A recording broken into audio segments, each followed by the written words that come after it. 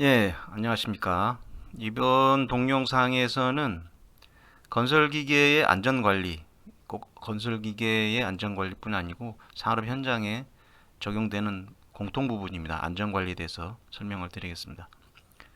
참고로 천장 크레인 같은 경우에는 건설기계가 아니고 산업기계에 들어가서 건설기계에 등록을 하진 않습니다. 하지만 안전에 관한 것은 건설기계나 산업기계나 공통입니다. 타워 크레인이든 천장 크레인이든 굴삭기든 지게차든 똑같이 적용이 되는 거기 때문에 시험 문제도 똑같이 나옵니다. 따라서 오늘 그것을 공통 부분을 설명을 드리겠습니다. 기능사 시험을 보면 한 20문제에서 작게는 10문제까지 무조건 안전에 관한 문제가 나옵니다.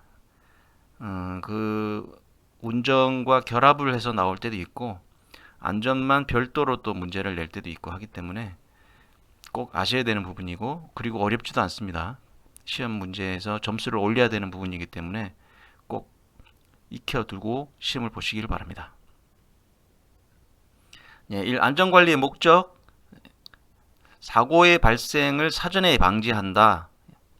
2. 생산성의 향상과 손실을 최소화한다. 3. 재해로부터 인간의 생명과 재산을 보호할 수 있다. 여기 1, 2, 3번 안전관리의 목적입니다. 한번 꼭 읽어보시고 익혀놓으십시오. 네, 2번 하인리히 안전의 3요소와 사고 예방의 5단계. 가끔 시험에서 물어봅니다. 하인리 안전의 3요소에 들어가는 것은 뭐 들어가지 않는 것은 해서 가끔 물어보기 때문에 이것도 익혀놓으셔야 되는 부분입니다. 1. 관리적 요소, 기술적 요소, 3. 교육적 요소. 여기에 하인리가 말하는 안전에 대해서 체계적으로 연구한 학자인데요. 안전의 3요소라고 합니다.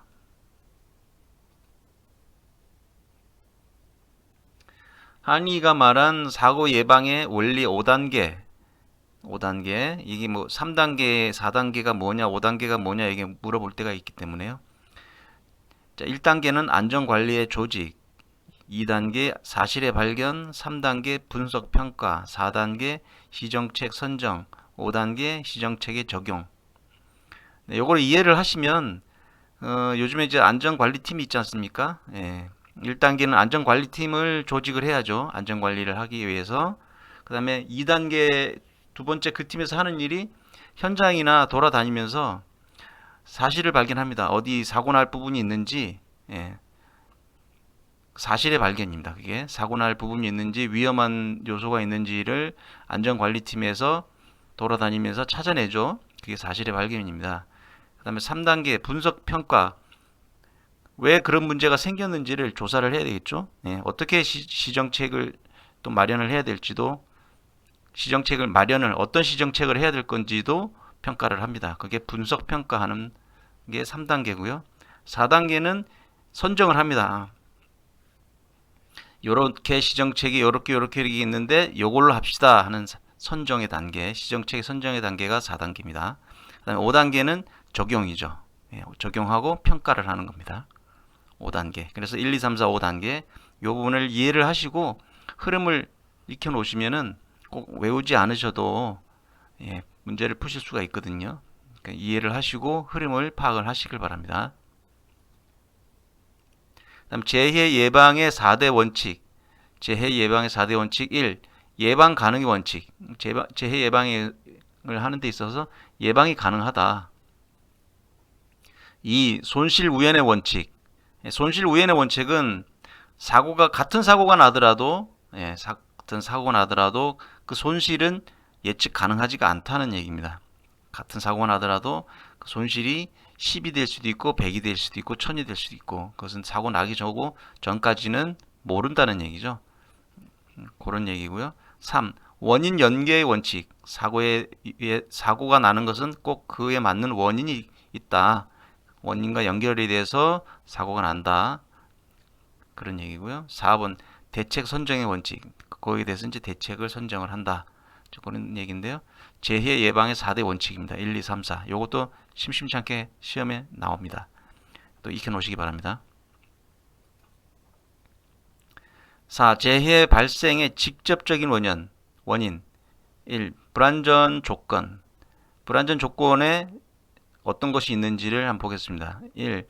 불완전한 방법 및 공정, 불완전한 환경, 불완전한 복장과 보호구, 위험한 배치, 불완전한 설계, 구조, 건축, 그다음에 안전 방호 장치의 결함, 방호 장치 불량 상태 방치, 불완전한 조명, 이런 것들이 불완전한 조건이죠. 그다음에 불완전한 행동. 불완전한 행동은 근로자가 하는 거죠. 불완전한 자세 및 행동, 잡담이나 장난, 안전장치를 제거, 본인이 귀찮다고 제거하는 경우도 많아요. 그다음 불완전한 속도, 속도 위반, 뭐 불완전한 속도, 그다음 작동 중인 기계의 주유, 수리, 점검, 청소하는 경우, 기계를 세우고 해야 되는데 귀찮으니까 그냥 돌아가는 데다가 주유한다든지 이럴 때, 그다음에 불완전한 기계를 사용하면 안 되는 걸 사용한 거죠. 공구 대신 손으로 한다든지, 안전복장을 착용하지 않는다든지, 보호구를 착용하지 않는다든지, 이런 것들은 근로자가 불완전한 행동을 함으로써 사고 발생이 난다는 얘기입니다. 5. 재해 발생의 원인. 예, 반복이 되는 겁니다만 재해가 발생이 되는 원인은 안전의식, 안전교육 부족, 이런 경우가 많죠. 방호장치도 결함이 있을 수도 있고, 정리정돈 및 조명장치 불량, 부적합한 공구 사용, 작업 방법 미흡, 관리 감독 소홀, 관리 감독 소홀도 재해 발생의 원인이 됩니다. 이런 게 이제 시험에 나오면 아리까리한 부분이니까 익혀 놓으십시오. 6. 재해 조사의 목적. 재해 원인 규명 및 예방 자료 수집, 적절한 예방 대책 수립, 동종 재해 방지, 재발 방지, 유사 재해 재발 방지, 뭐 이런 식으로 이제 1, 2, 3, 4 이렇게 있는데 여기서 이제 다른 걸 뭐 하나 살짝 집어넣는 거죠. 관계자 문책 뭐 이런 식으로 목적이 아닌 것은 이렇게 물어보기도 합니다. 뭐 비용의 산정 뭐 이런 식으로 나올 수도 있고요. 네, 7. 운반 작업 시 주의사항. 뭐 이거 어려운 내용은 아닙니다만 한번 읽어보시기 바랍니다. 긴 물건을 앞을 조금 높여서 운반한다. 긴 물건을 할 때는 앞을 내리는 게 아니고 앞쪽을 살짝 든다는 얘기죠. 살짝 들어서 운반하고, 운반차를 이용을 하고, 협동하여 운반차를 운반하고, 몸을 밀착시켜서 몸의 평형을 유지하여 비틀거리지 않도록 한다. 물품을 운반하고 있는 사람과 마주치면 방해하지 않게 피한다. 뭐 어깨만큼 벌리고 충분히 낮추고, 뭐 물품을 수직으로 들어 올린다. 물품을 수직으로 들어 올린다. 이런 것들 한번 읽어보시면, 한번 들어보시면 문제를 정확히만 읽어보시면 틀리지 않고 푸실 수 있는 문제들인데, 그래도 이런 거를 한번 듣고 가시면 도움이 되죠. 네, 이 부분은 넘어가겠습니다. 자, 보호구. 보호구의 구비 조건. 심심찮게 문제 나오죠. 착용이 간편할 것, 작업에 방해가 안 될 것, 구조와 끝마무리가 양호할 것, 외관상 좋을 것. 근데 뭐 이거 외관상 뭐 일률적으로 좋을 것, 뭐 일률적으로 똑같이 만들 것, 외관상 좋기 위해서 일률적으로 만들 것, 뭐 이렇게 하면 틀린 얘기죠. 보호 장구는 원재료 품질이 양호할 것, 방호 성능이 충분할 것, 뭐 이런 거죠. 방호 성능이 충분할 것. 구비 조건입니다. 선택도 마찬가지예요. 보호구는 사용 목적에 적합해야 되고 무게가 가벼워야 되겠죠. 무게가 가볍고 사용자에게 알맞아야 한다. 간편하고 손질이 쉬워야 한다. 보호구는 검정에 합격된 품질이 양호한 것이어야 한다. 어려운 내용들은 아닙니다만 꼭 만점을 받으셔야 되는 부분이기 때문에 이 안전에 관해서는 틀리면 너무 억울하잖아요. 그러니까 한 번씩 공부 한번 하고 가시면 다른 챕터에 비해서는 굉장히 쉽게 점수를 딸 수 있는 곳이기 때문에 공부를 하고 가시는 게 좋습니다. 보호구 사용 시 유의사항. 보호구는 작업할 때는 반드시 사용하도록 한다. 불편하지 않도록 보관을 하고 적절한 보호구를 선택한다. 5번 작업의 종류에 의해서 정해진 적절한 보호구를 선택한다. 그 다음에 5번을 보겠습니다. 장갑. 4번은 건너뛰고 5번 장갑은 감겨들 위험이 있는 작업에는 착용하지 않는다. 선반 작업, 돌아가는 선반 작업, 드릴 작업, 목공 기계 작업, 연삭 작업, 정밀 기계 작업, 해머 작업. 해머 작업은 감겨 들어가진 않지만 미끄러지기 때문에 자루가 손에서 빠질 수가 있으니까 해머 작업할 때는 장갑을 끼지 않습니다. 그 외에 선반 작업, 드릴 작업, 목공 기계 작업 다 벨트가 있다든지 날이 돌아간다든지 하는 부분에서는 장갑을 끼지 않습니다. 네, 그 다음에 안전보건 표지 종류와 형태 보겠습니다.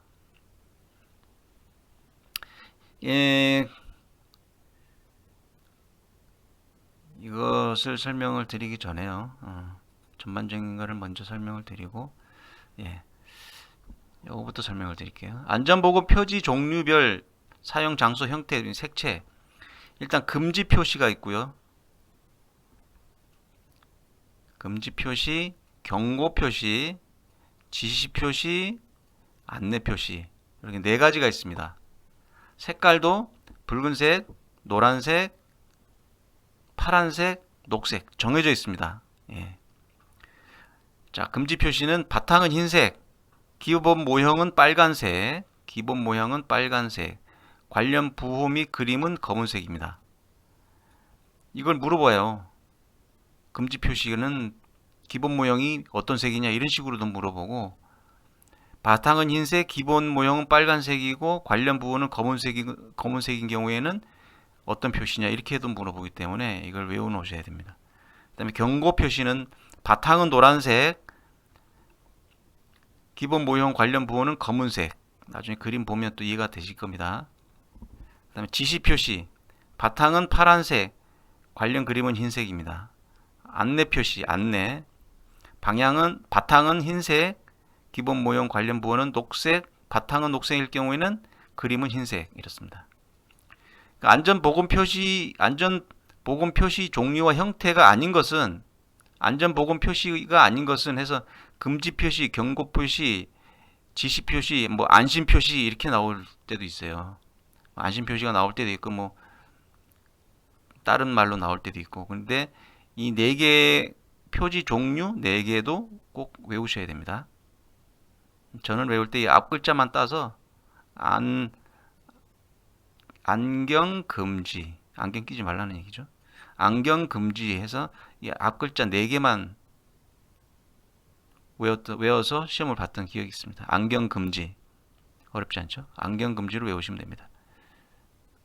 그러면 앞으로 돌아가서요.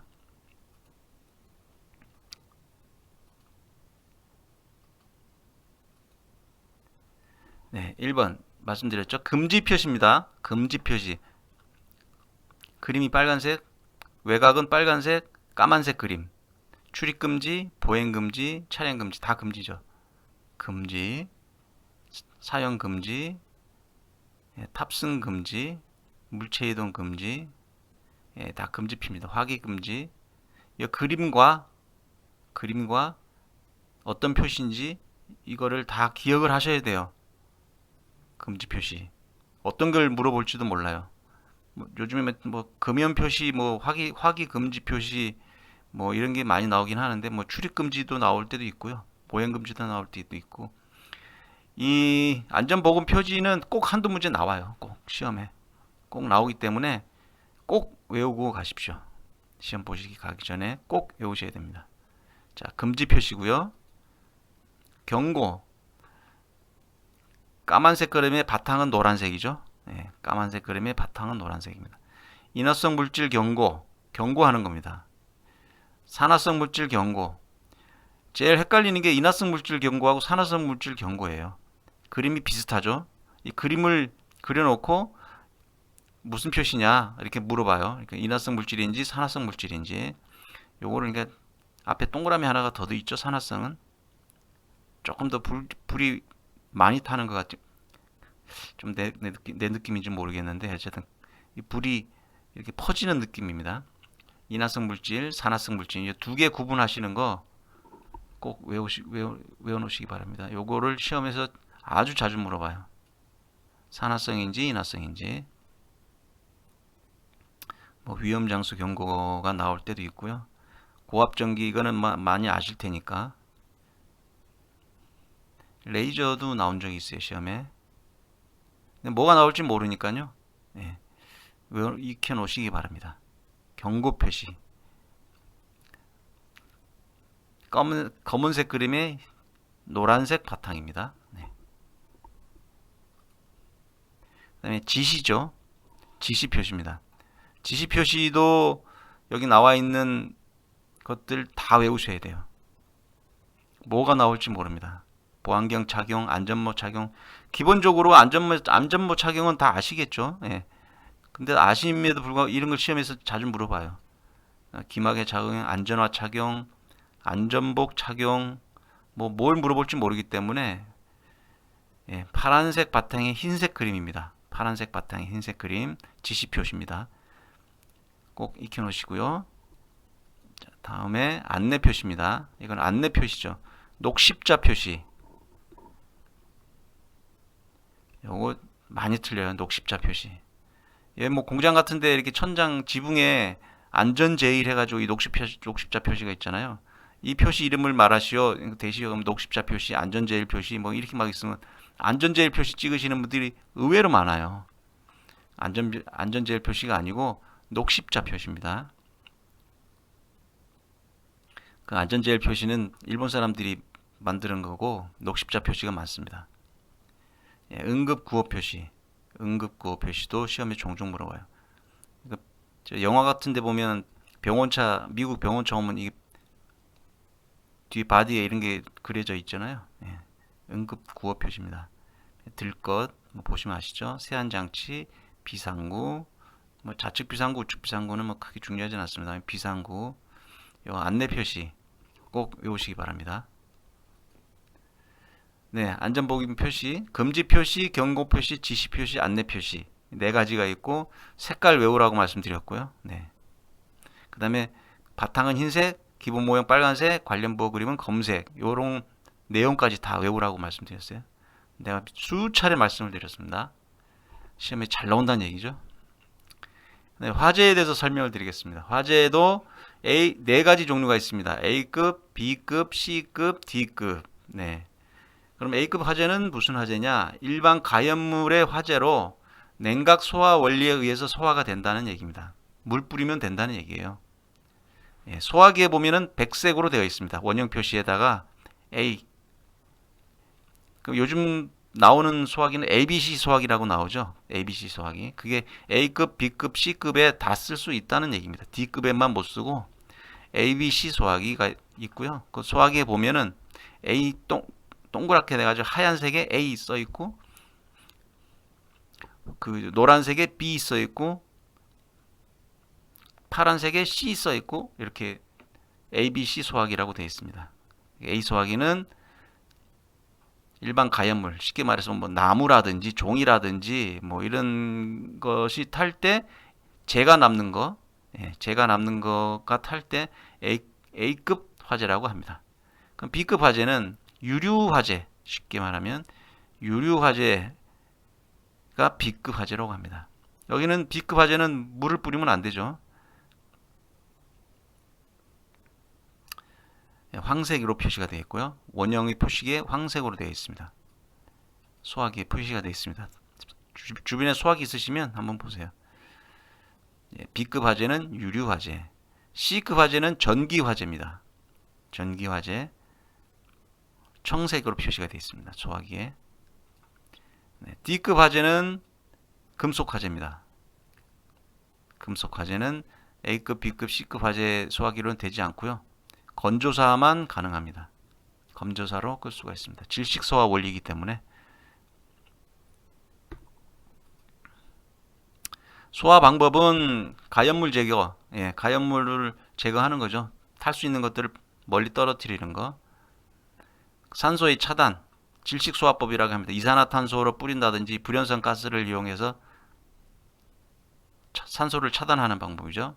분말 소화기지, 분말 소화제에 의해서 냉각 효과 이외에 면을 덮어서 직접적으로 질식 효과를 일으키는 경우도 있습니다. 그다음 불연성 가스를 발생시켜서 간접 질식 효과도 있고, 어쨌든 산소를 차단하는 방법이 있습니다. 그다음에 열량 공급 차단.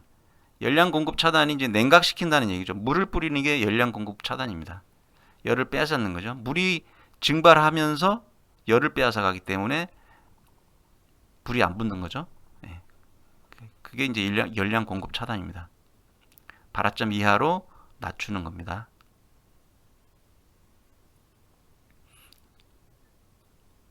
물이 증발하면 열을 뺐습니다. 네. 화재는 거기까지는 됐고요. 그 다음에 이제 연삭기 사용하는 법.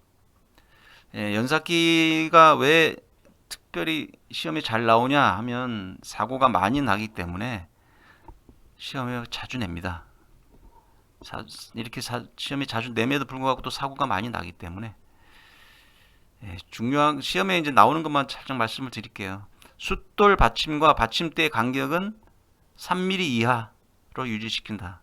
2mm다 그럼 맞는 얘기예요. 1.5mm다 그럼 맞는 겁니다. 3mm 이하면 다 맞는 거고요. 그다음 균열이 있는지 확인 후 설치한다. 숫돌 바퀴 설치할 때. 그다음에 공작물을 4번에 공작물을 적당한 압력으로 접촉시켜서 연삭한다. 이것도 이제 보기로 많이 나오는 겁니다. 그다음에 이제 이 부분도 10번. 이 부분도 자주 나옵니다. 정면에 서지 말고 약간 비껴서라. 정면에 섰다가 다칠 수가 있기 때문에 이 정도만 연삭기에서는 아시면 시험 문제 푸는 데는 큰 지장은 없을 겁니다. 꼭 시험 문제뿐이 아니고 나중에 이걸 접하실 때 꼭 기억하시기 바랍니다.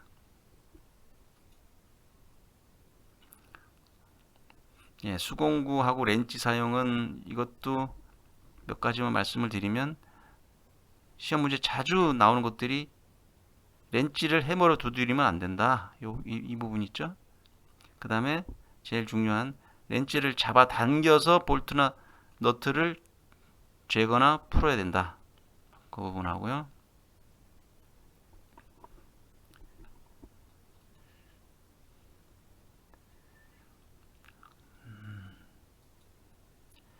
그 다음에 가스 용접 안전수칙 보겠습니다.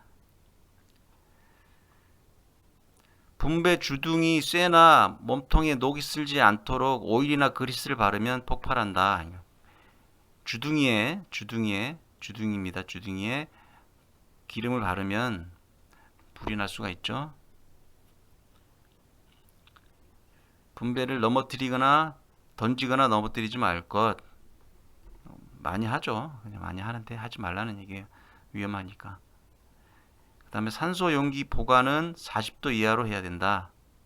40도. 기억하시기 바랍니다. 40도.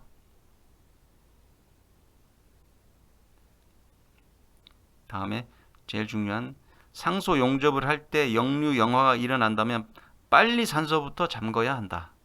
산소부터 잠그는 겁니다. 용접할 때.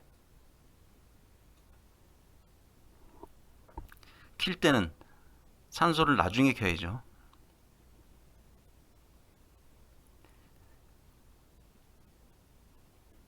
가스 용접은 이 정도만 하시면 문제 푸는 데는 지장 없고요. 네, 저기 작업자 준수사항 9번만 보겠습니다. 8번 작업장 안전수칙.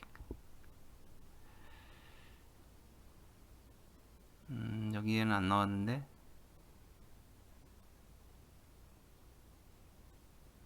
여기는 안 나오는데 작업장에 먼지 등을 먼지를 나지 않게 하기 위해서 폐유를 뿌린다. 이런 시험 문제가 가끔 나오거든요. 예, 그 부분은 틀린 얘기입니다. 폐유를 뿌리면 안 되는 내용이고요. 네, 9번 작업자 준수사항. 작업자 안전작업법을 준수한다. 작업자는 감독자의 명령에 복종한다. 감독자가 시키는 대로 해야지 본인의 생각대로 하면 안 된다는 얘기예요. 3번 자신의 안전은 물론 동료의 안전도 생각한다. 4번 작업에 임해서는 보다 좋은 방법을 찾는다. 작업자는 작업 중에 불필요한 행동을 하지 않는다. 작업장의 환경 조성을 위해 적극 노력한다. 네.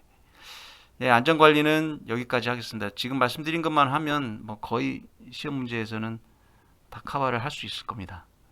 네, 다음에 할 거는 건설기계 관리법 및 도로교통법인데요. 요거는 이제 다음 영상에서 올려드리도록 하겠습니다.